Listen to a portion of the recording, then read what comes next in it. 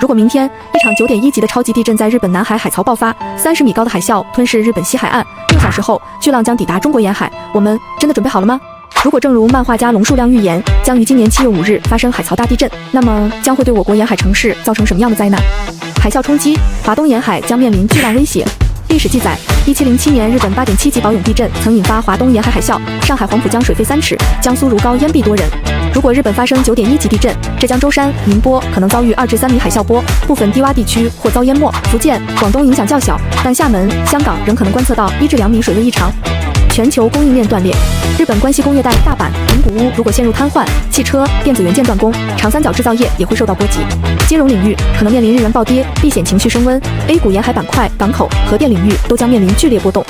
应急物资准备，作为末日生存者，我们应该如何自救，以及提前做好哪些物资准备？值得庆幸的是，地震发生后，海啸不会立刻到达我国沿海，我们拥有黄金6小时逃生窗口。海啸波抵达前，沿海居民需迅速撤往海拔10米以上高地，一定要避免依赖车辆通行，因为道路很可能拥堵不堪。应急物资可以提前准备好防水背包、充气救生手环、高热量食物、卫星电话、手摇发电收音机以及应急电源。